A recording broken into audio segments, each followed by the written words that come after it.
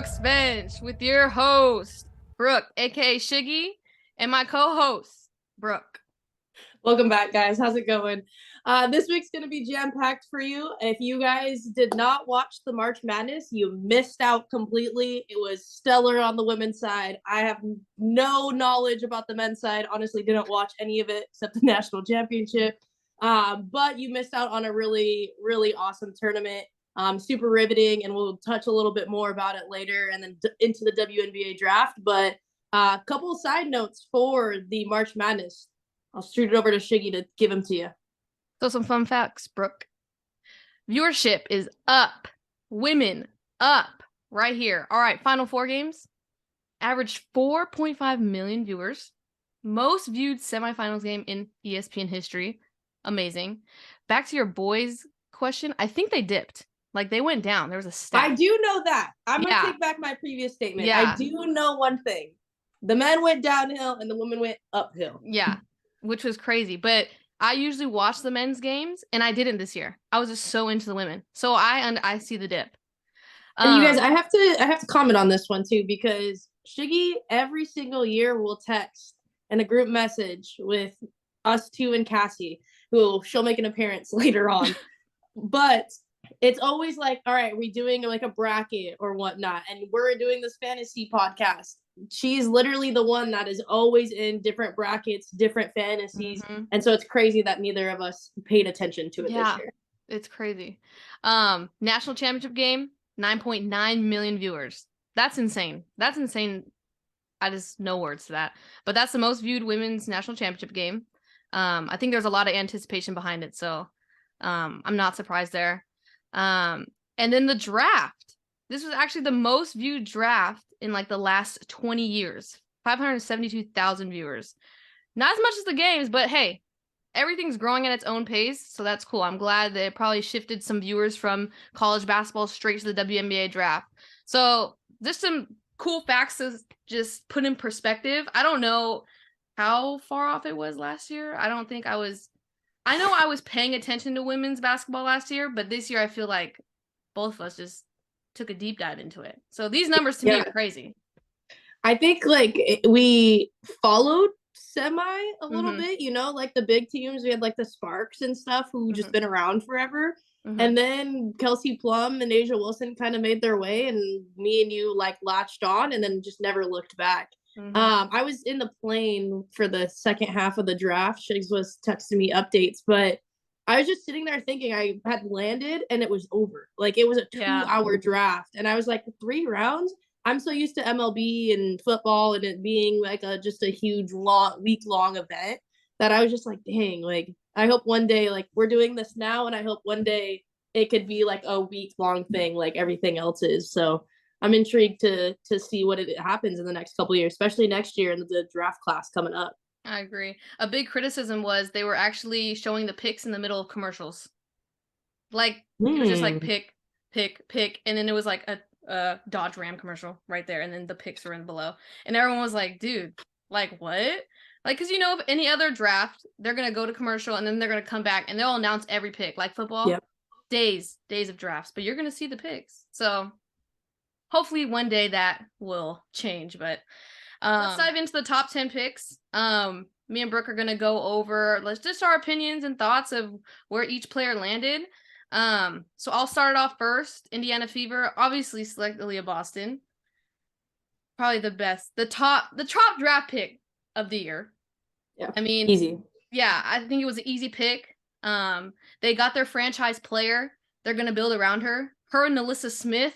Oh my God. Like, it's going to be crazy. I'm more curious of how they're going to play her and Alyssa Smith, Queen Egbo, and I'm sorry if I just butchered this name, Emily Engstler.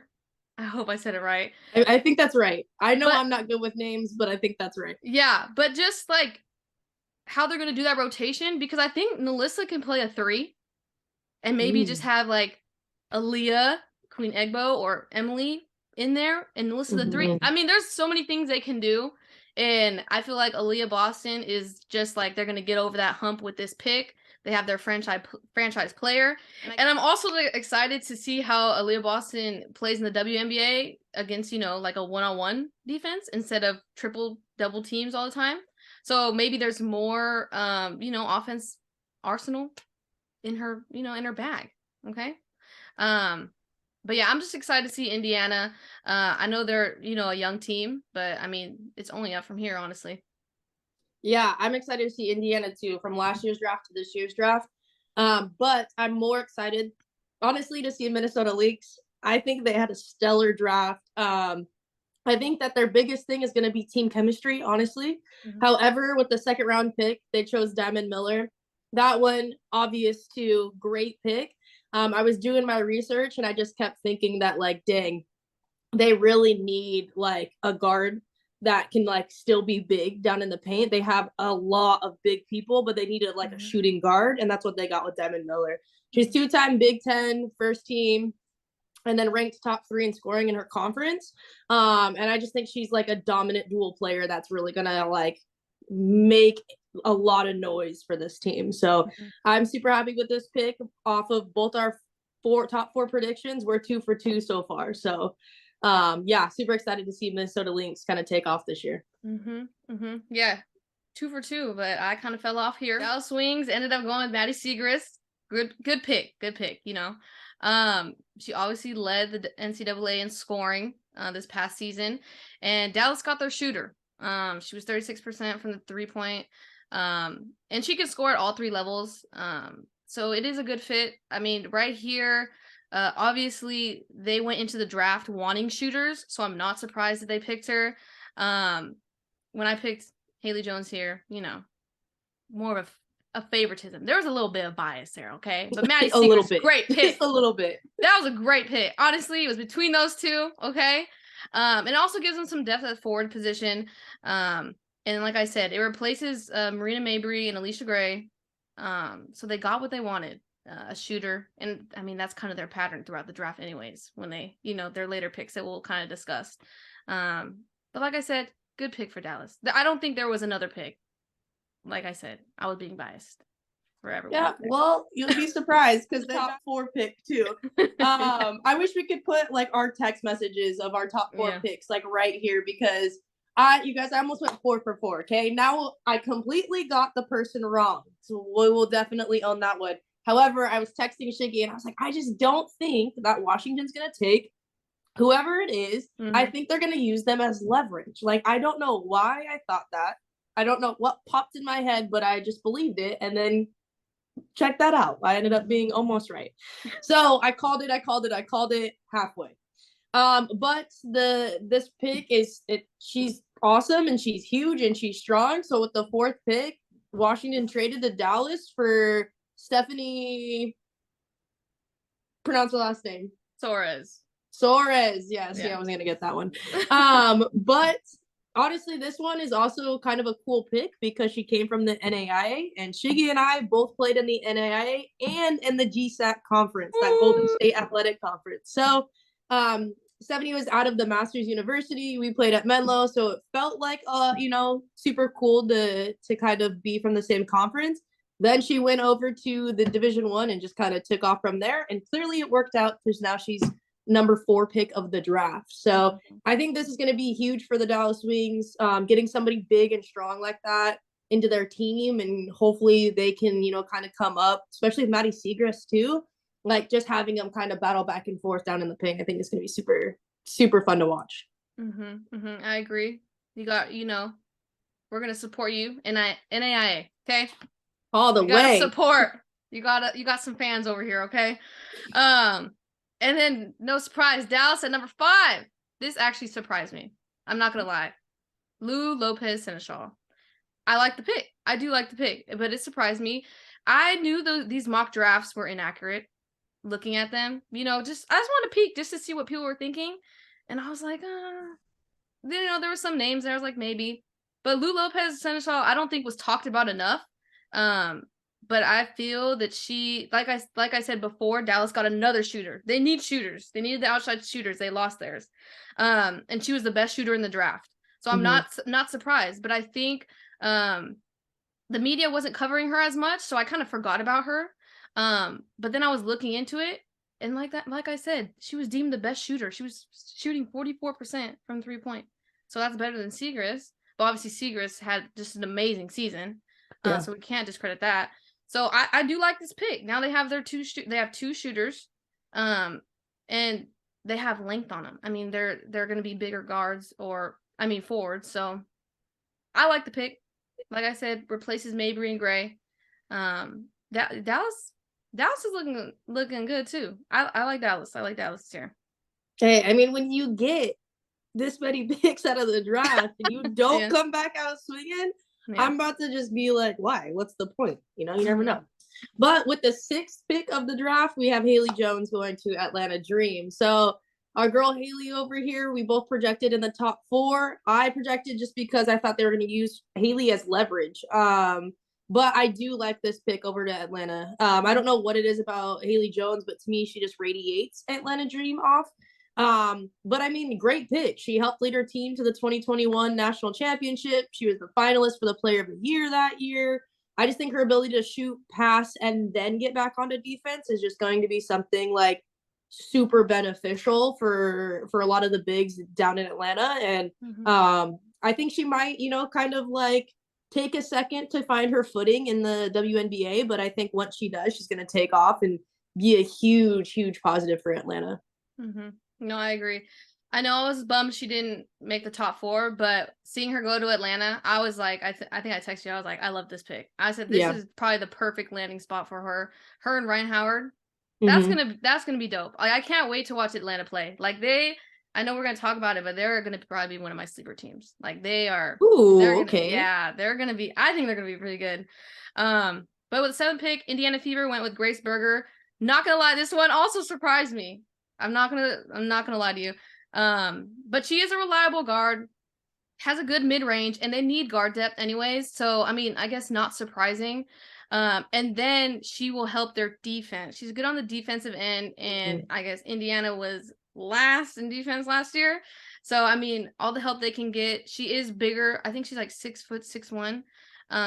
So we'll bring height to their guard spot as well. So it's a good pick, and it's a homer pick, Indiana. So she's from Indiana. I guess she grew up watching the Indiana Fever. So it's like it was a good pick. It's like a good, like I said, a homer pick. I'm sure the fans are happy. I think she'll do good. And then I think she'll help challenge Lexi Hole a little bit and kind of get her footing from Stanford over at Indiana Fever. Like, I think and Atlanta might be a sleeper team for you, but low-key, like, I don't know, the last year, like, I was like, Indiana might make their way up to the scene here soon. So, really cool pick. And then we got down back to Atlanta Dream is Letitia Am here. Honestly, if we pronounce any of your guys' names wrong, so sorry. Barely pronounce our names right. Okay. That's why we call her Shigs. Wait, segment. I forgot to put in our last video. It's Amore, Georgia Amore, not Amore. So I apologize for that. Wow, fun fact. Yeah, we're gonna get it. I'm sorry. That fact was fun. I can tell you that. But I'm not gonna lie, I didn't pay attention to this player as much. However, kind of doing a little bit of research, she played for the Canadian national team. She was in the 2020 Olympics. I think that the pairing with her and Haley Jones is going to be like ultra, like, help get Atlanta to where they need to go. Like, Haley Jones is missing her now big players down in the post that she did so well with. Cameron Breek's not there to like block everything, grab all these crazy shots. But like, I think now with her, cause she's big and she's strong and she's talented down low, like her and Jones, I think they're just going to help kind of uplift Atlanta more and more to help bring up that sleeper team of yours. I've heard good things about her. I mean, I follow South Carolina. Obviously she came off the bench a lot. I forgot the statistic it was, but it was like most games she came off the bench. But just she changes the vibe. I mean, like, she's good on the defensive end. And it's just like she understood her role and did it well, and she was a first round pick. So I mean, she obviously has a lot of skill, and Atlanta saw that. So I'm excited to see how she blossoms in the WNBA, honestly. Which, shout out Coach Dawn Staley for that. Like, getting first of all, getting all her players to be Oh my God, I drafted, know. like, that's Crazy. one, insane. Two, like, understanding that, like, she had a crazy bench. Like, they just had a bad game against Iowa. If they wouldn't have played bad or, like, had confidence in that game, they would have won. Like, I don't know. I just, all credit to her to, like, teach a player, like, you have a role on this team, and if you hit your role, then you win the games. Like, shoot, I think that's something, like, we've learned in our adult life more than we were as a player. Like, we all knew, but, like, the impact of it is just, like, shout out Dawn Staley for that. Yeah. It's also a testament because, you know, a lot of people don't like coming off the bench and they go to different schools to be a starter. But this just shows you she did her part. She played her role. She was a team player and was drafted first round in the WNBA. Yeah. So, I mean, hey. Yeah, we should talk about that transfer portal here soon. Oh my, that deserves an episode on its own. Okay, so Seattle at number 9 takes Jordan Horston. Good pick. Great pick. This is a great pick. I think this is a good landing spot for Jordan Horston. I feel like this is a team that's in a rebuild, and she has the potential to be the star on it. No Sue Bird, no Brianna Stewart. Yeah. Gonna be a little tough. But I heard Seattle fans are the best fans out, honestly. I've heard they show out to all their games. They're gonna embrace her. 6'2" big guard, ball handler, facilitator, can rebound. I mean, what more can you ask for someone to build around? Like a rookie coming in. I mean, obviously she's gonna have to learn and get used to it, but out of all the reports I've seen, she's ready for, you know, the WNBA. And this is gonna be a team that she's probably gonna have to, you know, step in and take over on. So I like the pick. I like the pick for Seattle and Jordan. Yeah, I mean, I think you're right with the Seattle Storm fans. I mean, when we went to the Aces game, it was the last regular season against the Storm, and dude, there were so many Seattle Storm fans, and I get it was Sue Bird's last season, and you know, there was a lot going on, and you know, that was also a very big game of like who would end up first in, you know, conference and stuff. But like, yeah, they're through and through strong, so that's super cool to like see that, and I couldn't agree more. Yeah. With the 10th pick, last of the top 10, we got Zaya Cook coming out of South Carolina for the LA Sparks. I think LA Sparks, once this whole team is healthy and ready to go, watch out, y'all. And like, they're coming, and they're coming in hard, and they're coming in, you know, through and through. Plus, they have Kurt Miller, who is now the head coach, coming over from Connecticut, and has done wonderful things. Like, he's going to turn this team around, and I think they're going to be back up top of the scene here again. But to go back to Zaya Cook, she also won the Ann Meyer Drysdale Award, and that's the top shooting guard in Division I women's basketball. Also a huge name on South Carolina. Like, all these different players, like getting players of the year, defense player of the year, all these top awards, doing great things off the bench. Like, this is a great pickup. I think she's going to learn a lot from a lot of like tenured players on this team, and we'll see. I don't know if she'll stay at the Sparks, you know, for a long term, because they have kind of a stacked lineup if you look at it. But I think like she's going to learn a lot, and it's going to help progress in her career. Yeah, I really like this pick. This pick, I was like, yeah, that's it's a good fit. She's gonna learn from some vets over there. It's a good spot for her. I really like it. And yeah, I agree. LA might, you know, do a little something. Dude, I'm telling you, like, if you go look at their, like, they got off of Vegas. Like, I'm still upset that we traded her up, to be completely honest with you. I liked her. She was great. And you got the Ogumake sisters over at, like, it's gonna be unreal. She's gonna learn a lot. Low-key, I don't know if they're gonna be counted as a sleeper team, because I feel like they're so stacked these days, but like, I'm excited to kind of see LA Sparks, and I kind of don't want to be excited for any LA team hardly ever, but I'm low-key a little excited. All right, so we are going to go over like 2 more picks in the second and third rounds. Just kind of ones we wanted to highlight. One of the ones I for sure wanted to highlight was Dorka Juhas. I'm very surprised she drops the second round. I just feel like she had a really good year. I don't remember if you I don't know if you remember, she broke her wrist last year during playoffs. And I was like, no. And then she came back, and she could shoot a 3. She's like, what, 6'5", 6'6"? Can shoot a 3. At least. Yeah. Can move in the paint. Good at defending, rebounding. So I was like, okay, top 10 for sure. Minnesota. But here comes Minnesota swooping. Minnesota got a good pick. I'm just shocked. I am really shocked she dropped the second round, honestly. That's what I'm saying. Like, even though like her and Brie Beal like dropped in the second round, like neither of us agree with that. However, like looking at like even the top 10, like they're definitely second round picks. But like Minnesota Lynx, they're coming hot and heavy this year. Like, credit to their analytics team and the coaching staff and the scouts and all of that. Like, if you guys don't come out this year, Minnesota Lynx on the tops in something, you did something wrong. And I don't know what it is, but you got to restaff or something. Like, it's just gonna be like they're. I'm telling you, I'm excited for Minnesota Lynx too. Yeah, it'll definitely be interesting. But yeah, like you said, Brie Bill, that one I think shocked me the most. The last pick of the second round, really. Come on, she had a role just like Amir did. She had to be she was the best defender on the court. I read a stat, allowed 0.586 points per play. Are you kidding me? That's wild. Come on. I think this right here, she's gonna end up being a star. She's gonna be a factor on this team, and I hope she's not disappointed going this low, because I feel like how social media reacted to her, there was a lot of love and just like reassurance, like, no, you are that girl, like, and bring that to the WNBA, because we're all here for it. We're all here for the revenge tour. So all these people that passed up on you, girl, I'm here for it. I'm tuning in. I honestly, I want her to be mad. I want her to be mad, not because she dropped to the last pick of the second round, but I want her to be mad because I feel like that's just gonna fuel her to like come out swinging. And like, I don't know, I want to watch that. Like, I don't settle. Like, be pissed, use it, and now go get Rookie of the Year. Like, go do something to elevate your play. That would be crazy.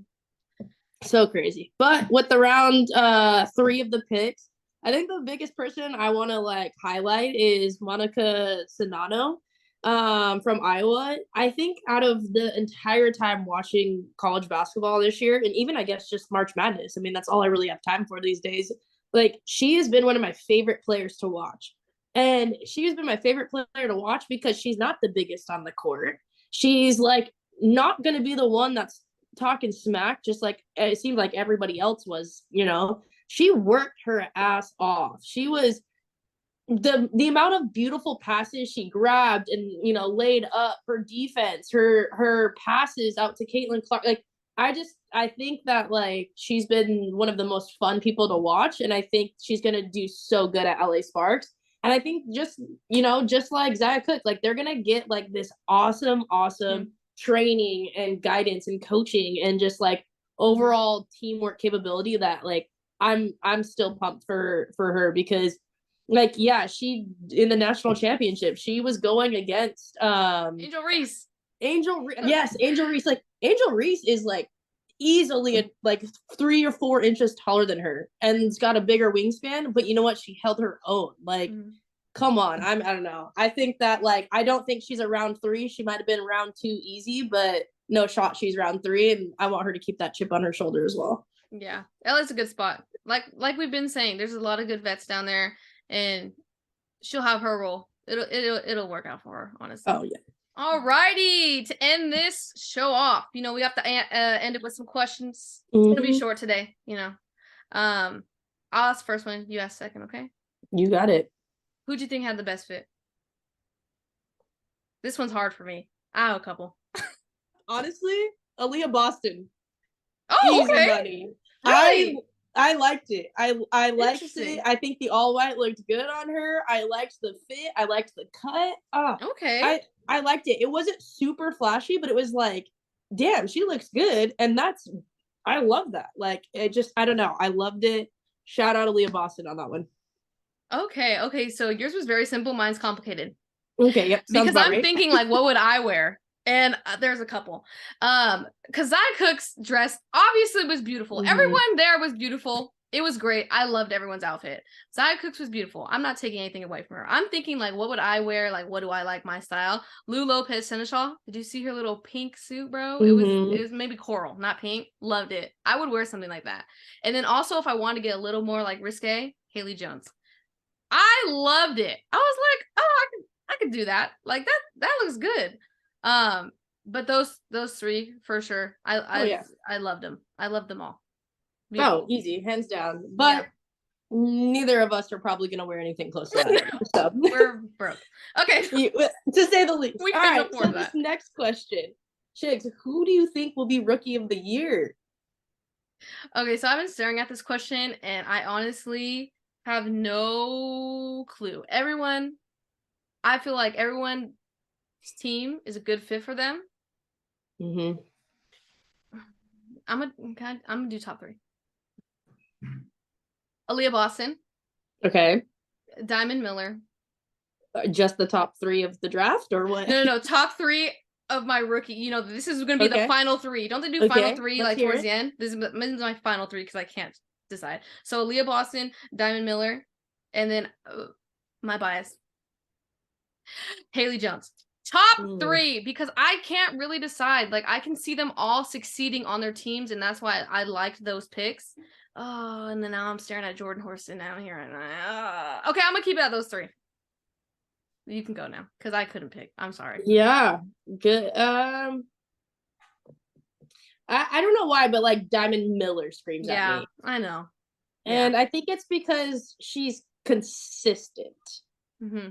And I think like consistency is going to win the race for these rookies. Like, you know, it's like that freshman year of college, right? Like you got to get kind of like humbled a lot. And I think that like, yeah, she's going to get humbled, but she's going to have like the best consistency game. And that's what's going to lead her in the race. It's also going to be a matter of who doesn't get hurt because it's a whole nother style of play. So I think Devin Miller, I mean, first of all, check out her arms, dude. I wish. I wish. Yeah. Like she's doing something right. So Diamond Miller through and through is my pick. Yeah, I could see that one happening.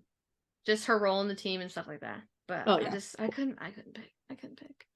All right. Well, that ends this video. We just, thank you guys so much for watching, tuning in. We appreciate the love. We're going to keep coming out with this content. Next week, we're going to focus on the Eastern and Western conferences, go over the teams and just the players and the outlook for, the fantasy women's basketball season. But thanks again, guys. Thanks for tuning in, and we'll see you guys next week. Thanks, guys. Love you. I just want to put a company, plug them in, okay? Sponsor me eventually. Sponsor us, Chalk please. Cookies in Santa Clara. If you don't know Chalk Cookies, get on DoorDash, get in a car, Uber. I don't care what you have to do. Go find this because you want to know why? It's 4 cookies. Okay? You think this box. How many cookies would you think? I was going to say 4, but okay. Okay, never mind. Look at this shit. All right. Look how big. Oh, that looks good. Yeah, look at they come warm. They come warm, dude. Okay. This is not sponsored. If I leave this clip in, it's not sponsored.